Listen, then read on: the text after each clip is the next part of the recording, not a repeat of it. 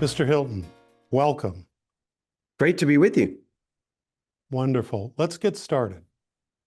In 1969, Governor Reagan signed the Lanterman Act, creating a cradle-to-grave entitlement for people with developmental and intellectual disabilities.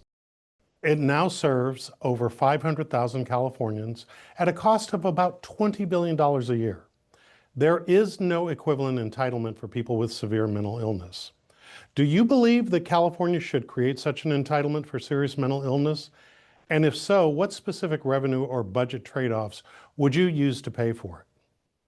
Well, I think that the question is something that we need to discuss with advocates for people in that situation. I don't know whether, first of all, let me just address the budget question.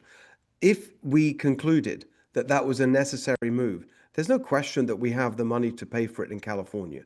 I understand when we look at these different priorities that people say, well, how you pay for this, how you pay for that. We've doubled the budget of the state of California nearly in the last 10 years. In the last 5 years, it's gone up by 75%. There's plenty of money in the budget, and it's not going to priorities. Obviously, people with severe mental health problems is a huge priority. And one of the things that I've focused on with mental health is the lack of provision, the lack of facility, the vastly inadequate care that we have in our state. And so to me, that's not so much a question of funding or legislative guarantees, although I'm very open to hearing about that from those who advocate for that. For me, the most important priority and the most immediate thing is actually quite a straightforward thing that we need to do when it comes to mental health care is to look at something that's really restricting our ability to provide it in a cost-effective manner, and that is the IMD rule, the Institutions for Mental Disease rule, which was instituted right at the outset of Medicaid.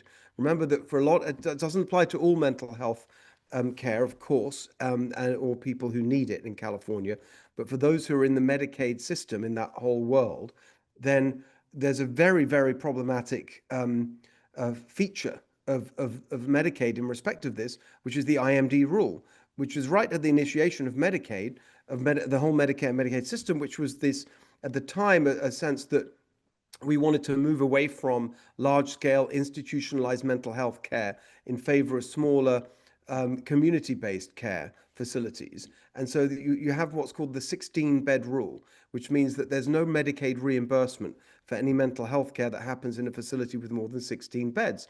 And while we can understand the impulse for that at the time, I think we all know that we've learned a lot since then, and that we can absolutely find ways to provide compassionate, thoughtful, decent, humane mental health care in larger scale, more efficient facilities so that we use the money that, as I said, is there much more effectively. So that's been my priority in this issue. But I'm very open to conversations about what further steps we need to take. Mr. Hilton, you talk about the 16-bed requirement and the ceiling that puts on potentially looking at some of the options that you're most interested in. And we talk about the money that it's going to take in order to invest in that. And it is sizable, given the fact that right now, I believe it is that we've got 22 beds per 100,000 people that are afflicted with the types of conditions that this would be an option for, versus the 50 per 100,000 that the WHO says would be the appropriate standard. But let's tie that to some other investment. The current governor has invested over $16 billion toward behavioral health transformation. What is the one major structural outcome that you believe must be in place by the end of your first term for those investments, much like the one you just discussed, and others, to be considered a success? And how will you measure progress toward that outcome? I think the simplest thing, but it's profound in terms of progress, is I don't want to see a single person with mental health, with severe mental health conditions in our jails or on the streets. And that's where we are right now in California. And you talk to sheriffs up and down the state, they will tell you that I've heard I mean, these are the proportions that you hear. I say, well, because it's well known that because of this inadequate provision, that's where people who need the help, the serious, thoughtful, compassionate, professional help, are in jail. It is completely barbaric. You've heard people say that the largest mental health facility in America is Los Angeles Central Jail. This is unacceptable. That's going to be the measure of success for me, that we are no longer a society where people who need serious and intensive medical support and help are left on the streets or put in our jails. That's the standard that I think we need to hit. In terms of the structural change, I do think that we've got to be clear about where that money's going. And all too often, the money that we spend, the taxpayers provide, is lost in really, deeply problematic aspects of the bureaucratic management of the system. You've got a lot of special interests that suck up a lot of this money. You've got a lot of lobbying that goes on for certain providers to get support and others not to. It's a real mess. And that's why when you hear these big numbers, 16 billion, whatever, and the problem doesn't get better, just as we've seen with homelessness, I think we've got to be honest that you've got a lot of corruption in the system. And part of that is the role of the politics of the thing. And I think that's what we need in terms of political donations to candidates running for office who then do favors for the people that put them there. There's a lot of that goes on, including with unions, by the way, government unions in particular, that means that the money isn't going to where it needs to go. We've got to clear all that out. But the goal should be that people who need mental health care get the care and are not just discarded in the criminal justice system or on the streets. It's interesting you talk about the current state of homelessness. I'd like you to react to something because California still has the largest homeless population in the country.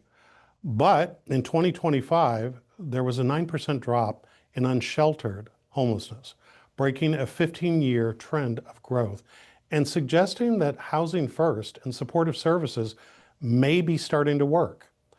What do you see as the core drivers of homelessness in California beyond what you've already described? And how would you prioritize whatever it is that we are doing today to keep unsheltered homelessness declining? Well, first of all, I'm not sure that there's agreement on the 9% number. In fact, recently I heard an NPR report that did a fact check on that. There was a claim that Gavin Newsom made in his State of the State speech back in January.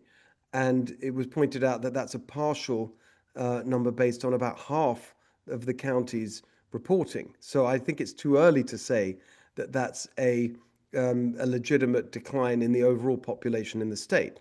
But apart from that, 9%, it's completely unacceptable.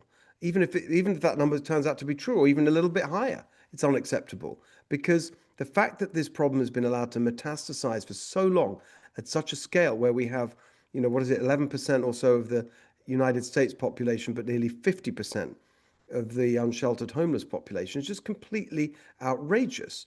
And this, you don't see this in other states. You don't see it in other countries. It's not acceptable. And so I think we need to be honest about what's been going on and the lack of real commitment to seriously ending the crisis rather than managing the crisis. And I think you've got three parts to that process. And housing first, I would put in the category of the second step that we need to take. But let me go through it. Number one, we have to acknowledge that living on the streets, these homeless encampments are illegal. And of course, we want to act with compassion with respect to people who are in that awful, dire, stressful situation. Of course we do. But we also have to think about the public as well. We have to think about the parent walking their, I heard just recently, walking their child to school, to having to step over a dead body in the street, and all the problems that are associated with that. That kind of the way that we've allowed this to happen across the state. We've got to be real. This is against the law, and the law needs to be enforced. and there's no excuse for it.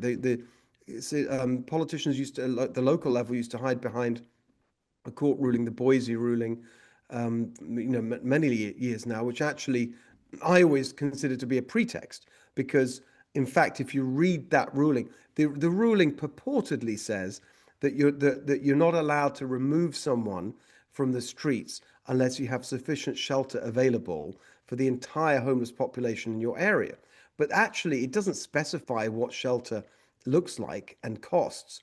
It's been interpreted as meaning permanent supportive housing at a massively inflated cost because of all these other policy failures that have made the cost of that kind of housing rise to, sometimes in the Bay Area, $1 million a unit, which is ridiculous.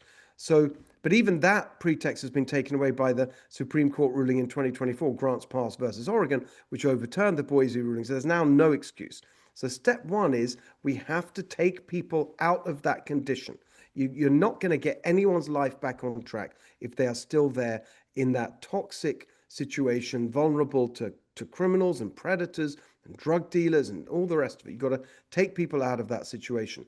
Then you have to triage and say, well, what services do people need? And it's a combination of drug and alcohol addiction and mental health, as we've been discussing. And I'm afraid the housing first philosophy, I think, has been a complete disaster, far from actually leading to an improvement in the situation. I think it's the main driver of it.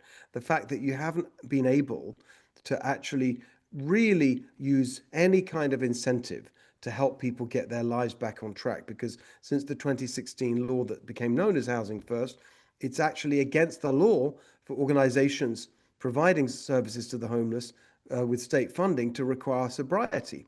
Now, last year, the legislature passed the Sober Housing Act, which, as its name suggests, takes, well, I mean, it's not in the name, but 10% of the budget was to be able to be allocated for housing or shelter that was conditioned upon sobriety.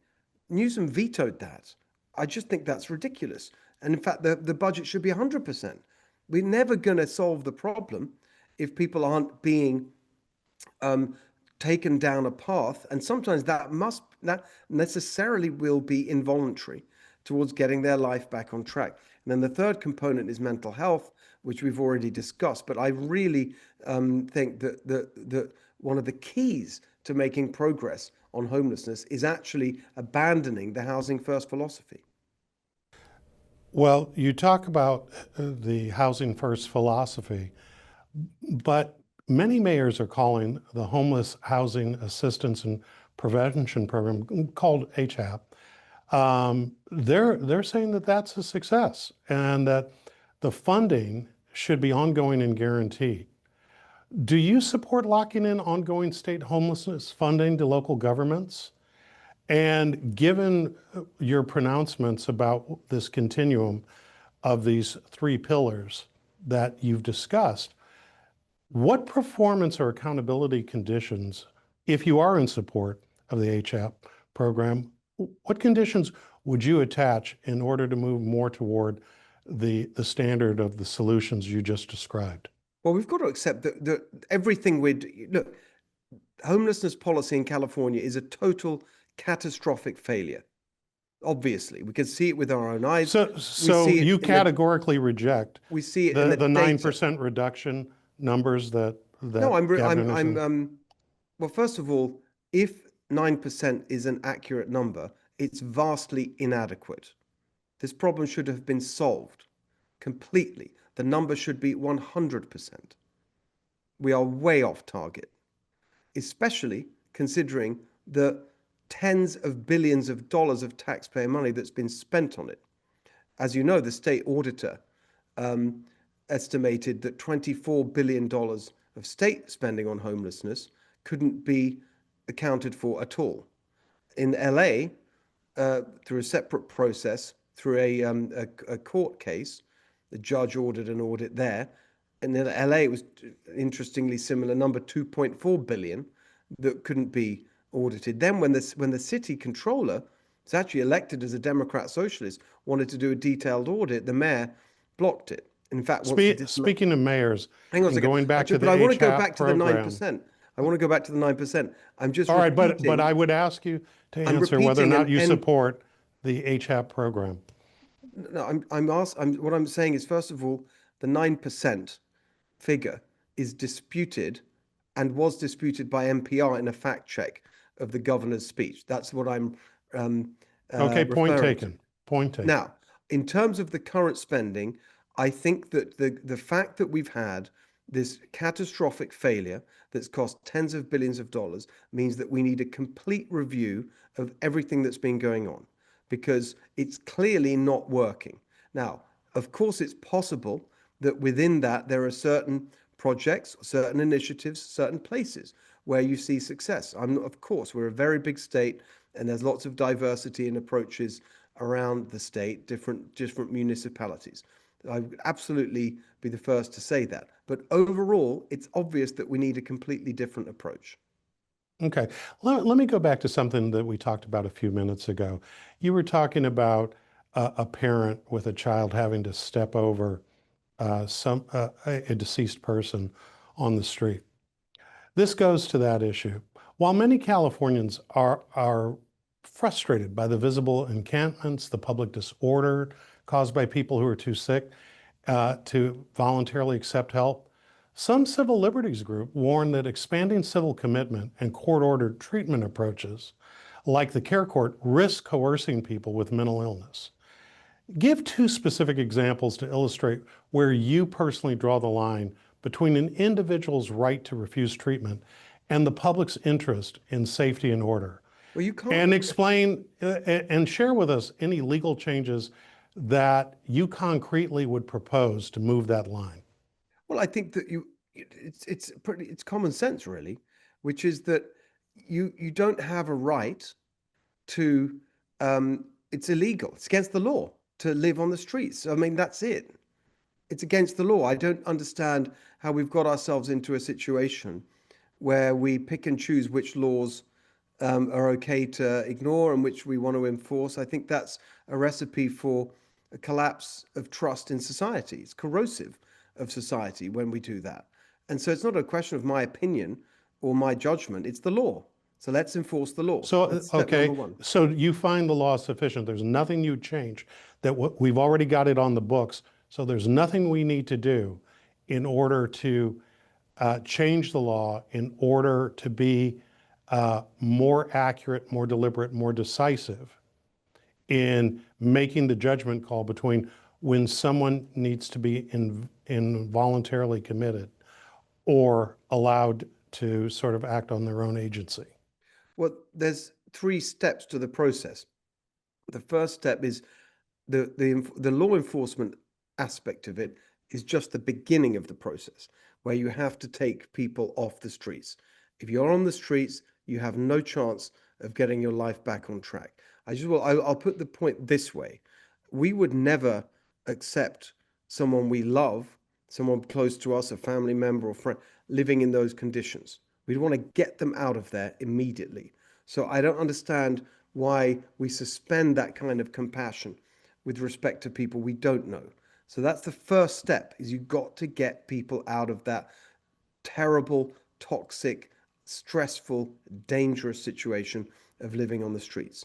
It's very clear. The law must be enforced. But then you get to the question you're asking about how you get people into the help that they need, whether that's mental health treatment. Well, actually, Mr. Hilton, respectfully, let me just enter and say this.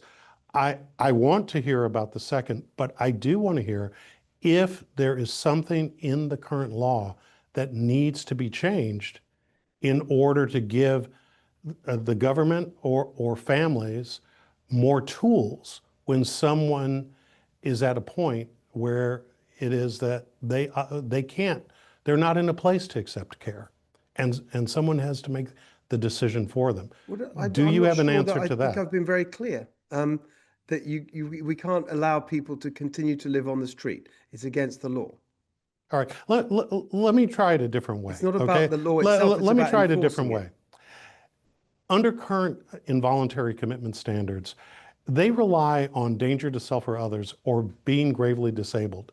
And as I just stated, many families and providers feel that these thresholds are both too vague and too high.